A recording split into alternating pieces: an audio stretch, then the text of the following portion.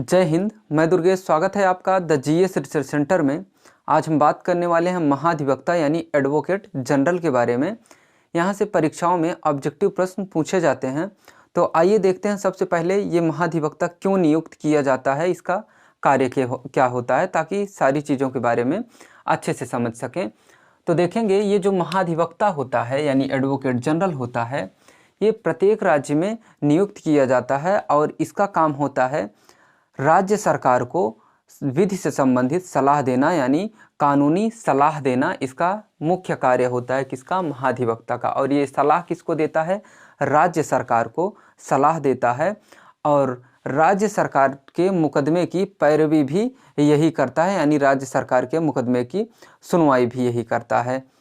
और देखेंगे इसका प्राविधान अनुच्छेद 165 में किया गया। किसमें, अनुच्छेद 165 में महाधिवक्ता का प्राविधान किया गया है और ये एक संवैधानिक पद है।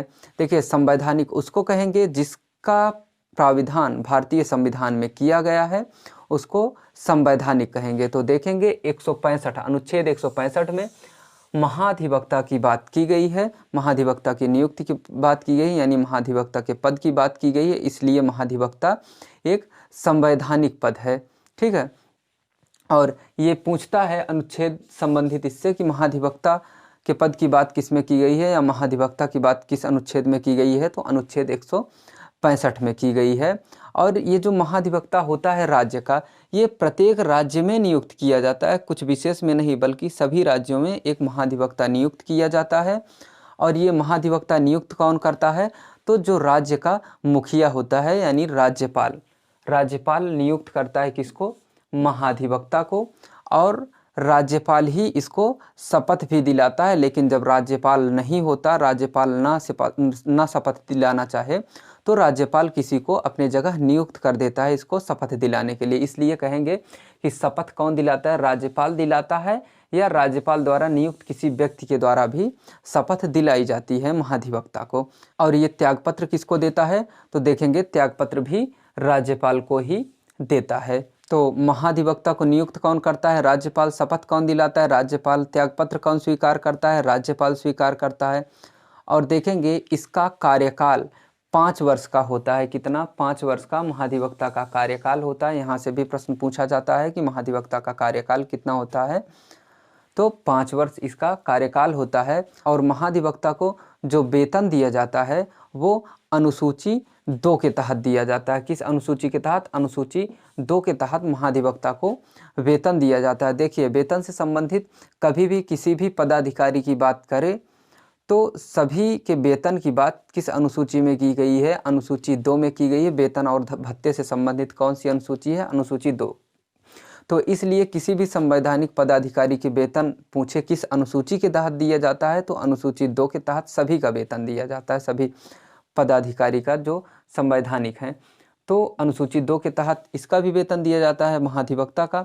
और महाधिवक्ता को वेतन दिया कहाँ से जाता है, तो ये राज्य के संचित निधि से दिया जाता है। और वर्तमान में महाधिवक्ता का वेतन कितना है, तो 80,000 रुपये प्रति माह होता है इसका वेतन। राज्य की संचित निधि से महाधिवक्ता को वेतन दिया जाता है, इसको ध्यान रखेंगे, चूँकि ऑप्शन में राज्य की संचित निधि और संसद के द्वारा और भारत सरकार की संचित निधि ऐसे करके ऑप्शन में देता है, तो कन्फ्यूजन हो जाएगा। तो आपको ये ध्यान देना है कि ये किसका सलाहकार है, राज्यपाल यानी राज्य सरकार का सलाहकार है, और राज्य के ही संबंध में ये सलाह देता है, कानूनी सलाह देता है। सारा काम ये क्या करेगा, किसका करेगा, राज्य सरकार का करेगा। तो राज्य सरकार ही तो इसको पेमेंट देगी ना, इसीलिए देखेंगे राज्य के संचित निधि से इसे वेतन दिया जाता है, 80,000 रुपये प्रति माह दिया जाता है।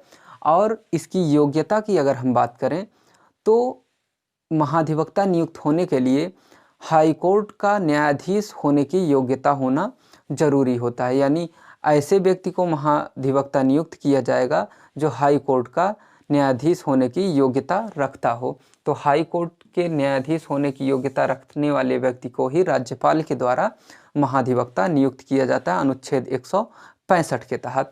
और देखेंगे ये राज्य का प्रथम विधि अधिकारी होता है। यहाँ से भी प्रश्न पूछा जाता है कि राज्य का प्रथम विधि अधिकारी कौन होता है, तो महाधिवक्ता होता है, एडवोकेट जनरल होता है राज्य का प्रथम विधि अधिकारी, यानी राज्य का सबसे बड़ा कानून से संबंधित सबसे बड़ा अधिकारी कौन होता है, तो महाधिवक्ता होता है, एडवोकेट जनरल होता है। और वर्तमान समय में कौन है महाधिवक्ता उत्तर प्रदेश के देखेंगे तो राघवेंद्र सिंह। कौन? राघवेंद्र सिंह वर्तमान में महाधिवक्ता हैं उत्तर प्रदेश के। और देखेंगे ये जो महाधिवक्ता होता है ये विधानमंडल के दोनों सदनों में, यानी विधान परिषद और विधानसभा, राज्यों में क्या होता है, विधानमंडल होता है, विधानमंडल में 2 सदन होता है, विधानसभा और विधान परिषद। तो ये जो महाधिवक्ता होता है विधानमंडल के दोनों सदनों यानी विधानसभा और विधान परिषद में बैठ सकता है, प्रश्न पूछ सकता है और भाषण दे सकता है, लेकिन किसी भी विधेयक पे, किसी भी बिल पे ये मत नहीं दे सकता। ठीक है, इसको ध्यान देंगे कि मत नहीं दे सकता, इसको अच्छे से ध्यान देंगे कि ये विधानमंडल में बैठता है, विधानमंडल के दोनों सदनों में बैठता है, लेकिन मत नहीं देता है। ठीक है, प्रश्न पूछने का अधिकार है, भाषण देने का अधिकार है और बैठने का अधिकार है। इसको विधानमंडल के दोनों सदनों यानी विधानसभा और विधान परिषद में बैठने का भी अधिकार है, लेकिन किसी भी विधेयक पे मत नहीं दे सकता ये। और हमने बताया कि ये राज्य सरकार के मुकदमे की पैरवी करता है, यानी मुकदमे की सुनवाई भी करता है। राज्य सरकार के मुकदमे की सुनवाई कौन करता है, तो महाधिवक्ता करता है। और राज्य के कार्यों का निष्पादन करता है, यानी राज्य सरकार जो इसे काम देती है उसको भी ये संपन्न करता है, उसको भी ये पूरा करता है। तो राज्य सरकार के कुछ कामों को भी ये करती है और राज्य सरकार को विधि से संबंधित सलाह देती है। किससे? विधि से संबंधित सलाह देती है। तो हमने आपको बताया पहले ही कि विधि से संबंधित सलाह कौन देता है, महाधिवक्ता देता है। किसको? राज्यपाल को, यानी कि राज्य सरकार को देती है। और इसका कार्य कैसा होता है, तो सलाहकारी होता है। सलाहकारी, जो सलाह देगा वो सलाहकारी भूमिका होगी। तो ये भी प्रश्न पूछा जाता है कि राज्य में सलाहकारी भूमिका किसकी होती है, तो महाधिवक्ता की भूमिका सलाहकारी होती है राज्य में। और एक चीज़ देखेंगे, ये हाई कोर्ट में राज्य सरकार का प्रतिनिधित्व भी करता है। प्रतिनिधित्व, राज्य सरकार का हाई कोर्ट में राज्य सरकार का प्रतिनिधित्व कौन करता है, तो वो भी महाधिवक्ता ही करता है। तो इतनी चीज़ों को आप ध्यान देंगे। क्या कि कार्यकाल इसका कितना होता है, ये भी इम्पॉर्टेंट है बहुत ज़्यादा। शपथ कौन दिलाता है, ये भी नियुक्त कौन करता है। पद कैसा है, संवैधानिक है कि गैर संवैधानिक है, इसको भी ध्यान देंगे। जितने भी तथ्य हैं इतना आप अच्छे से ध्यान देंगे तो आपके क्वेश्चन इससे संबंधित नहीं छूटेंगे। यहाँ से छोटे छोटे ही प्रश्न पूछे जाते हैं अभी तक जितने भी पूछे गए हैं। तो आज का वीडियो बस यहीं तक, मिलते हैं अगली वीडियो में एक नए टॉपिक के साथ।